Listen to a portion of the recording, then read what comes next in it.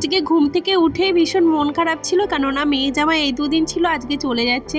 তো কেউ বাড়িতে এলে যখন চলে যায় না, তখন দেখবে ভীষণ মন খারাপ হয়। তো দেখো এখন মোটামুটি বাজে ওই 4:45টার মতো। আজকে অনেকটা সকালে উঠেছি, না হলে না আমি ওই 6টা নাগাদ উঠি। যাই হোক, এই যে ওদের চাটা করে দিলাম আর ওর কাকা ওদের সাজে যাচ্ছে। তারপরে সমস্ত কাজবাজ সেরে এক কাপ চা না খেলে বেশ জমে না। কি বল, আমার কিন্তু চায়ের নেশা ভীষণ, আর দুধ চা ছাড়া আমার একদম খেতে ইচ্ছা করে না। জানি শরীরের জন্য ভালো না, তাও তো আমি আজকে ইন্ট্রো দিতেই ভুলে গেছি। হ্যালো এভরিওয়ান, আমি সুস্মিতা, আমার নতুন একটা ভিডিওতে সবাইকে অনেক স্বাগত। তো অনেকখানি ভালোবাসা নিয়ে আজকে আবার একটা ভিডিও শুরু করছি। আর আমার মেয়ের এই যে পাগলামি, এখন পশু পাখি এত ভালোবাসে, সারাদিনে যে কতবার এই ছাগলটার কাছে যাবে কি জানি, আমি এত বারণ করি তাও শোনে না। আজকে হলো বিপত্তারিণী পুজো, 2 দিন বাদে আমি ভিডিওটা দিচ্ছি, যেহেতু এডিটিং করা হয়নি। আর কালকে রাতেই আমি সব কিছু গুছিয়ে রেখেছিলাম, যেহেতু আজকে সারাদিন লুচি খেতে হয় তার জন্য। আর এত শক্ত হয়ে গেছিলো, আর ছোলার ডালটাও এই টিফিন কার্ডের ভিতর ভিজিয়ে রেখেছিলাম। আর দেখো সব সবজি টবজি কিন্তু কালকে রাতেই কেটে রেখেছিলাম, যাতে আমার দেরি না হয়। আর এখন ছোলার ডালটা ভাবলাম সিদ্ধ বসিয়ে দিই, তবুও কি বলো তো, আজকে সেই একই বেলা হয়েছে।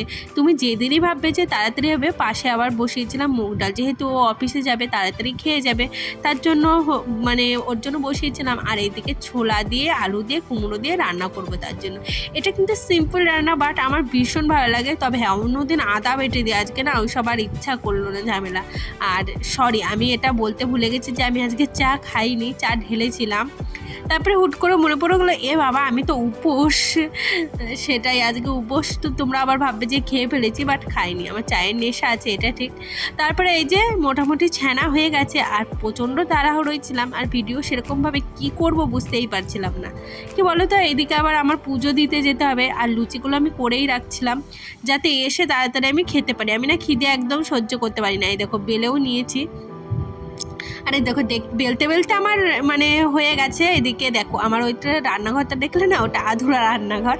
আর কি বলো তো, এখনও কমপ্লিট হয়নি, ক বছর ধরে কমপ্লিট করছি। আসলে মধ্যবিত্ত ফ্যামিলিতে, মধ্যবিত্ত কি লোয়ার ফ্যামিলিতেই কোনো কিছু একটা করতে গেলে ভীষণ কষ্ট হয়।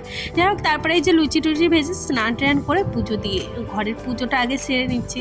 কেননা আমি দেখো বাইরে পুজো দিতে যাচ্ছি, যদি ঘরে পুজো না দিই তাহলে মনটা ভালো লাগে, তার জন্য সকাল সকাল পুজোটা দিয়ে দিলাম। তাই সকাল থেকে সমস্ত কাজ মোটামুটি কমপ্লিট হয়ে গেছে। আর এখন হলো পুজো দিতে যাব, মোটামুটি 11:30 12টা বেজে গেছে। সমস্ত কাজটা কমপ্লিট করতে একটু দেরি হয়ে গেল। কালকে রাতে সব করে রেখেছিলাম, তাও দেরি হয়ে গেল। যাই হোক, এখন একটু চটপট করে রেডি হয়ে নিই। তো চলো শাড়ি পরবো। আর এই দেখো, ওই এই শাড়িটা এনেছে আমার জায়ের মেয়েও আমার সাথে যাবে, এই শাড়িটাও পরবে, আর আমিও একটা লাল শাড়ি পরবো। আর আমি না একদম শাড়ি পরতেও পারি না, পরাতেও পারি না। আর আমার কাছে এসছে শাড়ি পরতে, এই শাড়ি পরাতে গিয়ে আমার অন্তত আধ ঘন্টা আমার লেট হয়েছে, বাট আমি শাড়িটা একদম পরাতেই পারি না। আর আমি যে কিভাবে পরে গেছিলাম সেখানে আমিই জানি। এতবার চেষ্টা করলাম যে শাড়িটা ভালো করে পরিয়ে দেবো, ওই বাট হলোই না শেষ পর্যন্ত। ওই আমি কোনো মতো চলার মতো পরে নিয়েছি, আমি না একদম শাড়ি পরতে পারি না, ওই কোনো মতো পরে নিয়েছে। অন্যদিন ননদ তো পরিয়ে দেয়, আজকে না ওনার একটু প্রবলেম আছে, তার জন্য আমাকে আর পরিয়ে দেয়নি। আর ওকেও পরিয়ে, ওকে বললাম তুই পাশের বাড়ি যা। তারপরে ও না একটু আলতা পরেছিল, আমার দেখে ইচ্ছা হলো আমিও একটু আলতা পরি, তার জন্য এই দেখো আলতা পরতে বসে পড়েছি। আর আমি আলতাটা সেরকম খুব একটা পছন্দ করি না, অনেক দিন পর আলতা পরছি। এত তাড়াহুড়োই ছিলাম, নখগুলোই যে একটু নেল পেশ করবো সেটাও করিনি, আর ভালো করে না রেডিও হইনি। কী যে রেডি হয়েছিলাম নিজেই ভাবছিলাম। যাই হোক, এই দেখো এদিকে আমরা রেডি হয়ে টোটোতে চেপে পড়েছি। আর একটুখানি দূর ছিল বেশি, আর আমরা ডালা টালা কিচ্ছু নিইনি। আমার বোনই আমাকে ফোন করে বললো তোর কিছু আনতে হবে না, এখানে ডালা পেয়ে যাচ্ছে, সেখান থেকেই সব কিছু নিয়ে পুজোটা দিয়ে দিস। তো তার জন্য আমি আর কিছু আনিনি। এইখানে এসে ভাবছি কেন আনলাম, আসলে নিজে আনলে নিজের মন মতো ফল গুছিয়ে কেটে আনা হয়। আমি অনেক দিন আগে দিয়েছি পুজোটা, মাঝে 2-3 বছর দিইনি, তাই আমার অতটা খেয়াল নেই। তাই ভেবেছি এর পরের বছর যখন আসবো তখন না নিজে হাতে করেই নিয়ে আসবো। আর সত্যি বলছি, এতটা রোদ দিয়েছিল কি বলবো, প্রচণ্ড গরম লাগছিল জানো তো। আর কাছেই মন্দিরটাই দেখো আমরা চলে এসেছি, এর মধ্যে না কয়েকজনা পুজো করে উঠে যাচ্ছে। তারপরে সেই যে আমরা বসে পড়েছি।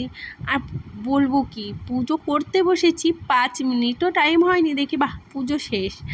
আর কি বলতো, এরকমই এখনকার পুজো, আমার মনে হয় একটু বেশিক্ষণ ধরে পুজো হবে। যাই হোক, প্রণাম করে দেখো আমি তারপরে পুজো টুজো কমপ্লিট হয়ে গেছে। আর মাঝে না আমি মিষ্টি আনতে পাঠিয়েছিলাম ওকে প্যাকেটে করে, আর ভালো লাগছিলো, অল্প কটা ফল নিয়েছিল, 50 টাকা নিয়েছিল, তাই 5 রকমের 5টা মিষ্টি এনে ঠাকুরকে পুজো দিয়েছিলাম। আসলে কি বলতো, বাড়ি গিয়েও তো একটু সবাইকে দেবো, আগের থেকে জানলে সত্যি এরকম ভুল আমি জীবনে করতাম না।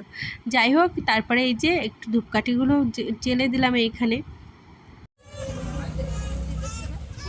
কমপ্লিট পুজো দিয়ে আর এখন হলো পাশে বোনের বাড়িতে একটুখানি যাবো, 10-15 মিনিট থাকবো, তো ওইখান থেকে আবার বাড়ি যাবো। বলেছিলাম বোনের বাড়ি যাব, কিন্তু শরীরটা আর সাথ দিচ্ছিল না, ভাবছিলাম বাড়ি এসে কখন খাবো।